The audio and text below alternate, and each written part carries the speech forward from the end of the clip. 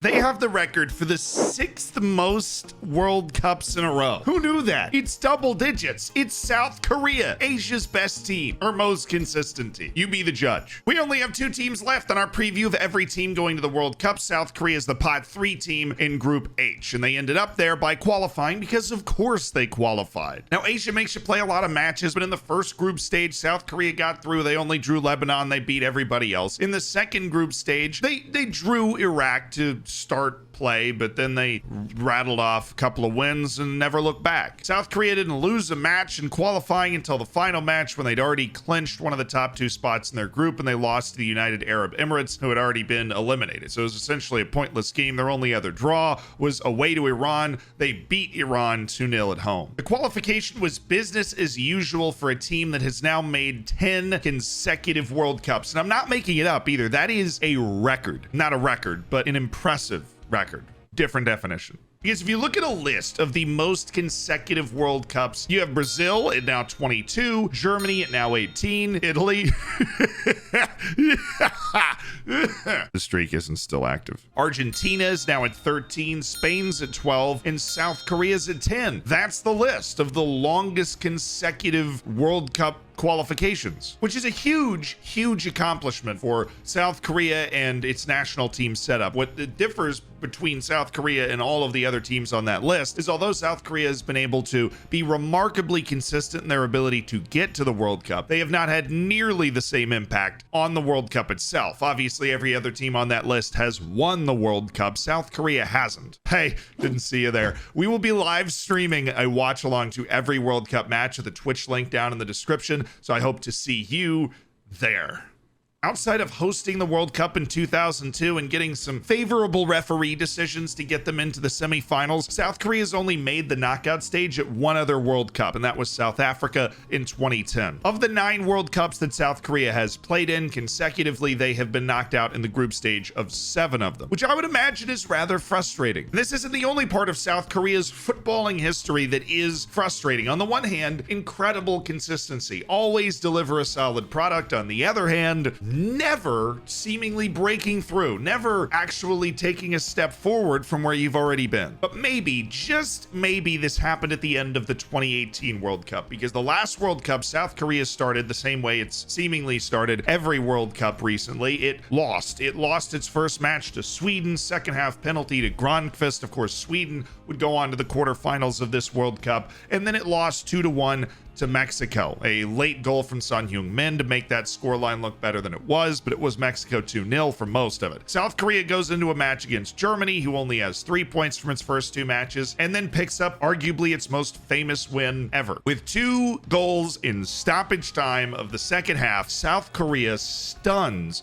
Germany 2-0. It's the first time Germany's not made it out of the first round of a World Cup since 1938, and South Korea was responsible for it. If Germany wins that match the same as Mexico and Sweden did against South Korea, Germany's going to the knockout stage, but instead South Korea scores 2 goals in stoppage time to stun them. And maybe that indicates a change, the new confidence. One more result like that, South Korea could be in the knockouts for the 3rd time ever. Or maybe it doesn't mean anything, because I said there was a lot of painful consistency in South Korea's footballing history. Well, if we look at their continental competitions to build a picture of how they've played since that World Cup, we just see more of the same, being at the exact same level perpetually, but never breaking ahead of it. See, South Korea is thought of as arguably Asia's best team. Perhaps South Korea, perhaps Japan, a little Iran in there, but that's it. South Korea hasn't won an Asian Cup, though, since 1960. They won the first 2 in 1956 and in 1960, but they have not won one since, despite finishing as the runner-up 4 different times. South Korea has qualified for every Asian Cup since 1996 and has made at least the quarterfinals every single time. But they've only made the final once. They obviously lost it. And in 2019, they made the quarterfinals again, tying for their worst performance since 1984. It started typically enough, beating all the teams that they're supposed to beat. They beat China, Kyrgyzstan, and the Philippines in the group stage to get into the knockouts. That's where they hit a bit of a snag. The 2019 Asian Cup wasn't great for South Korea. They had to play against Bahrain, and they needed extra time to dispatch Bahrain, who is a solid team, but a team that South Korea should be handling comfortably at this stage. Thank goodness left back Kim Jin-soo was there, scores the goal, sends South Korea to the quarterfinals, where they lose to the eventual champion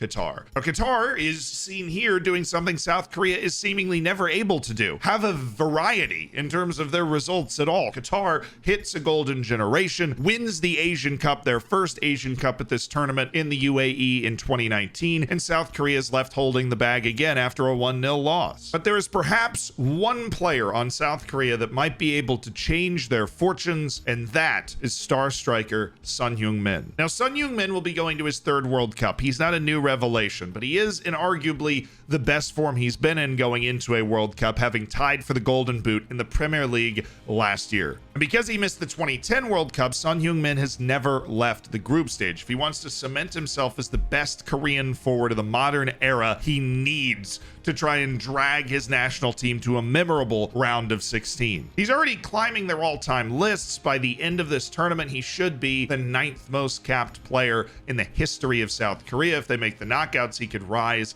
even higher. He's only 30 years old. He's South Korea's best player. He is the player that can make the difference. He is the player to watch. And if South Korea is going to have a different fortune, it's going to be because Son Heung-Min was put in a position to help them succeed in a way they hadn't in the past. But I do really believe there are a few pieces to this South Korean team that could make the difference. One is Kim Min-jae of Napoli, a very good center back that builds some strength up the spine. And there is a defensive emphasis in their tactic overall that gives Son Heung-Min the freedom to affect the game and try and keep the games close regardless. That's because throughout qualifying, South Korea used either a 4-1-4-1 or a 4-4-1-1. This was their win against Iran in qualifying, where you're going to see probably the best team that they have out there. If Son Heung-Min does play out wide, which he is in this particular setup, Hwang who plays at Nottingham Forest, he's loaned out to Greece at the moment, he is the other striking option. And the other offensive winger, striker, playmaker type player is Hwang Hee-chan of Wolves in the Premier League. He features in an inside role this time. And in the 4-1-4-1, he's next to Lee Jae-sung of Mainz, who's another one of those players who might just be able to tip the scales forward, because South Korea does have a couple of guys that play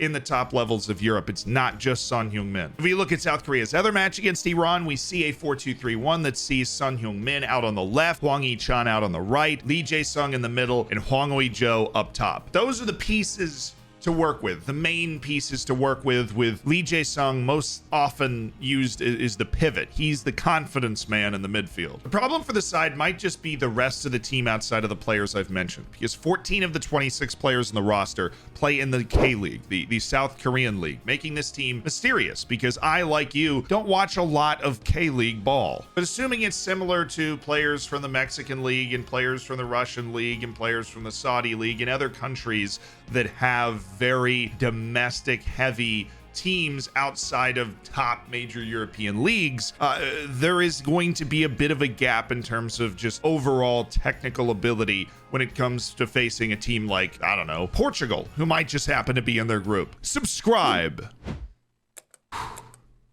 Thanks.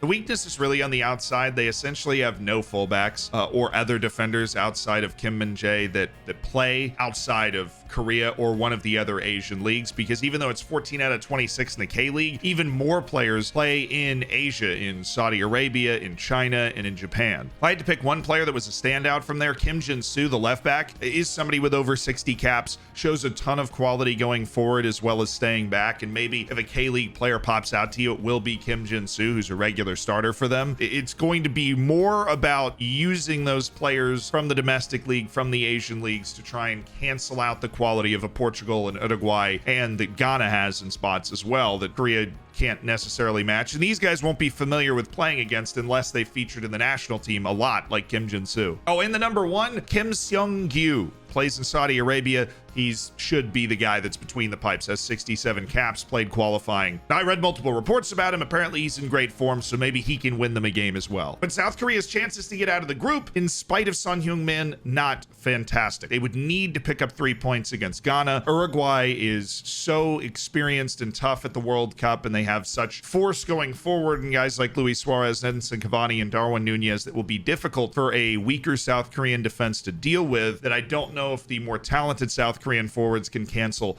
that out. I'll make my final predictions on how this group shapes up in the Ghana video, but South Korea is going to have an uphill battle, especially based off their friendlies going into this World Cup. They beat Cameroon 1-0, which isn't one that really impresses me. They beat Iceland 1-0. So they're capable of beating pretty good teams, but we haven't seen the capable of beating great teams, and they certainly haven't shown it in the Asian Cup or, in recent World Cup performances or World Cup qualification. They just take care of business, but can they elevate? I don't think so. Son Heung-Min can. And we're on to Ghana, but if you've missed all of the other videos in this World Cup, we've got 30 World Cup previews for you on this playlist. That is a whole day's worth of binging. Honestly, probably more. I don't feel like doing the math, but it's all there for you so you can know everything about every team going to the World Cup except for Ghana now. You'll know 31 of the 32 teams.